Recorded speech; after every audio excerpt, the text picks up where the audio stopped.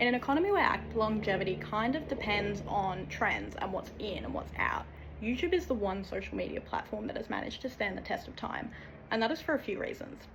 YouTube has stuck to its guns, and it's continued to indulge the needs of its viewers at multiple stages in their life. So despite the fact that it was introduced into the market about 20 years ago, it actually has some of its initial users from its first launch date because of the way that it indulges the needs of its users at different stages in their life.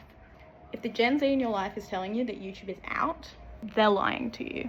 In 2024, YouTube reported that Australian users spent approximately 22 hours a month watching YouTube videos. This is about half the time people spent on TikTok, but it was still significantly higher than the watch time on apps like Instagram, Facebook, and Snapchat. So what's my point? In the past few newsletters, I probably spent a little bit too much time talking about the changing market conditions of social media, the meta oligopoly, the TikTok ban, to drive home and communicate the potential issues and implications this could have on Australian users. The point that I've been driving home in these newsletters is that we actually don't really know what's going to happen.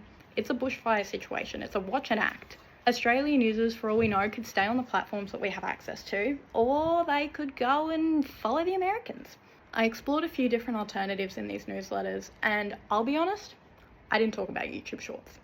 One of the main things that has allowed YouTube to stay so successful throughout its time in the market is the fact that it stuck to its guns.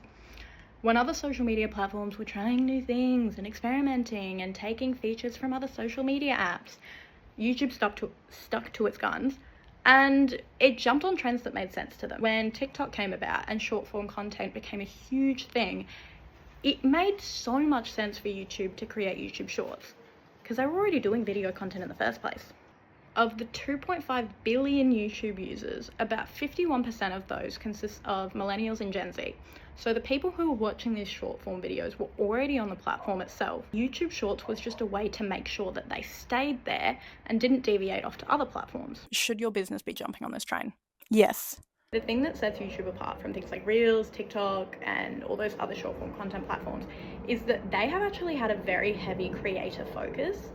Their algorithms push content based on the people you are subscribed to and the content that you actively engage with. So when you're on YouTube Shorts, you're much more likely to come across creators who are in the same fields as the other creators you like and post same style of videos as the other creators. Whereas on TikTok, it's so much easier to be just a one-off on someone's For You page because TikTok's algorithm is honestly cooked. So in that sense of things, you're actually more likely to be successful on YouTube Shorts because the opportunity to create an audience who are actively engaged and care about your brand is so much higher.